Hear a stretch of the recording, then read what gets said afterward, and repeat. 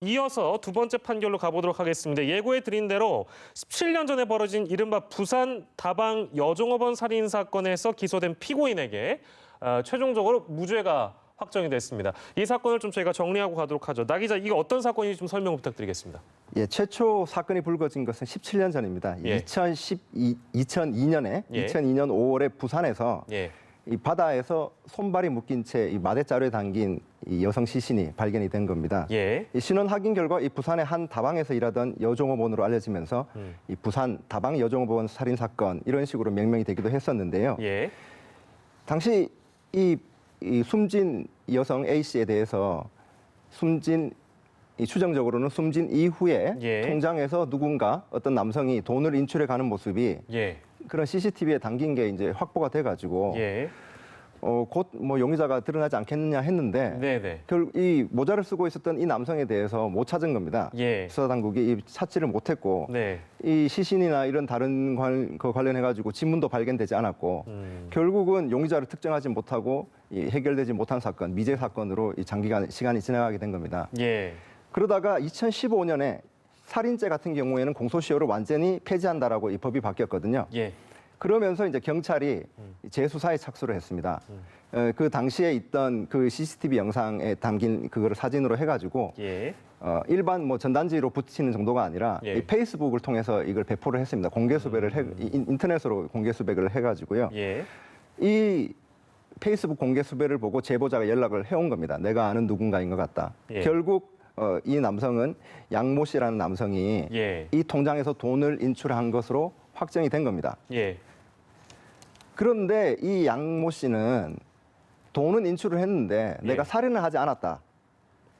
가방을 주워서 그냥 돈만 인출했을 뿐이다. 예. 이렇게 이제 재판에서는 계속 주장을 한 겁니다. 예.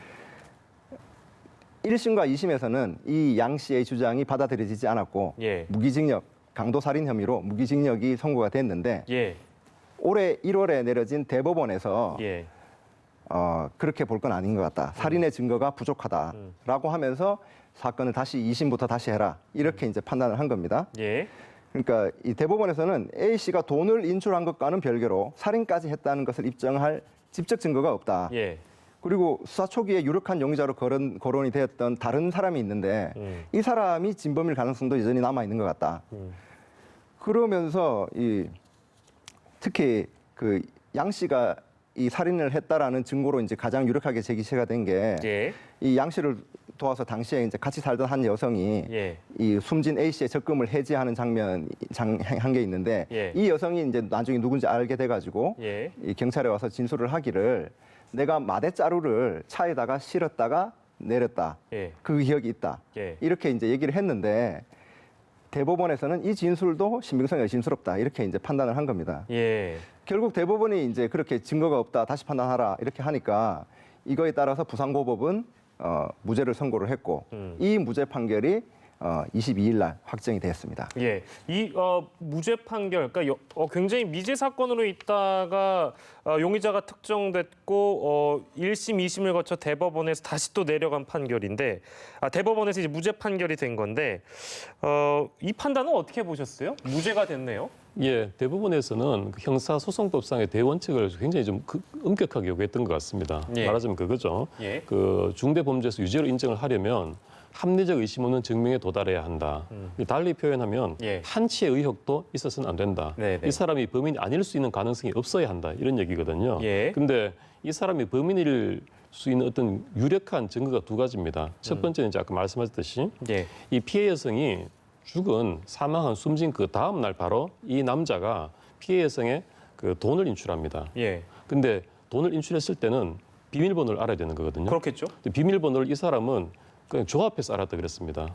근데 그게 과연 믿을 수 있을까요? 네네네. 그래서 1심, 2심은 그 피해 여성을 협박해서 고문한 끝에 알아내고 살해한 것이다라고 봤던 거고요. 예. 근데 대부분은 일단 이건 굉장히 의심스럽다고 했습니다. 예. 두 번째 증거가 뭐냐면 물컹거리는 마대자루를 같이 옮기는 걸 도와줬다라는 동건의 진술입니다. 예. 근데 이 진술이 만약에 믿을만 했다면 앞에 이 피해 여성의 예금 통장에서 돈을 인출했던 것과 합쳐지면 예. 유죄가 될 수 있다고 했습니다. 네. 그런데 2번 이 동건의 마대자를 옮긴 걸 도와줬다는 그 진술이 예. 아까 말씀하셨듯이 좀 뭔가 믿기는 부족하다라고 해서 이걸로는 전체적으로 부족하다고 했던 겁니다. 예. 또 이게 그 재판 외적인 겁니다만 예. 이 남성이 경찰 조사 과정에서요. 그 조사가 끝나고 예. 그 녹화가 안 되는 시간에 네. 담배를 피면서 그 경찰관하고 예. 내가 사실 그 여자를 찔러서 살해했다고 했습니다. 그래요. 그리고 경찰관이 그거를 녹취까지 했어요. 예, 예. 하지만 그건 증거 능력이 없었던 겁니다. 왜요? 왜 그렇습니까? 정식 조사 과정에서 진술된 게 아니라 막간에 휴식 시간에 담배를 피면서 임의로 한 얘기이기 때문에 예. 녹취를 했다 하더라도 예. 증거 능력이 없다라고 해서 채택이 안 됐던 겁니다. 그래서 남은 두 가지 증거만으로는 부족하다 이렇게 됐던 겁니다. 아니 그래서 이제 나오는 얘기인데 이렇게 좀 재판부가 혹시나 소극적인 해석을 한 거 아닌가라는 지적도 나오고 있어서 그건 어떻게 봐야 될까요? 그렇습니다. 특히 경찰이 상당히 억울하다 이런 입장을 내놓고 있는데요. 아무래도 이렇게 힘들게 십몇 년 만에 이 범인을 붙잡았다고 생각했는데 예. 이렇게 무죄로 판명이 나고 미제 사건이 되어버리니까 예. 그 경찰은 이렇게까지 엄격하게 증거를 보게 되면 예. 장기 미제 사건 용의자를 잡기가 점점 더 어려워진다. 예. 이렇게 되면 또 다른 용의자들이 이런 판결을 보고 예. 무죄로 풀려나는 방법을 뭐 알려주는 셈이 아니냐 이런 얘기도 하고 있습니다. 네네. 또 실제로 사실 1심에서는 참여 재판이 진행됐어요. 예. 그 시민들이 이 사람이 유죄다라고 인정했습니다. 네네. 2심도 이 사람 유죄다 인정을 했고 역시요. 둘 다 무기징역이 선고됐습니다. 네. 대부분에서 뒤집었습니다. 예. 근데 우리 사법 시스템상 대부분의 판결을 존중하도록 되어 있기 때문에 예. 이 판결을 받아들여야 합니다만 예. 과연 실제 진실이 예. 어느 건지 1심, 2심이 다 틀렸고 예. 대부분 판사들이 다 옳았다고 단정은 못하는 거겠죠. 네네네. 그 우리 어떤 자연적인 진실로 말이죠. 예. 그런데 어쨌든 시스템이 그렇기 때문에 따를 수밖에 없습니다만 이런 아쉬움의 목소리도 나오고 있는 것이 현실입니다. 예, 약간 좀 의아하기도 한데 대법 판결을 뒤집을 수는 없는 거겠죠.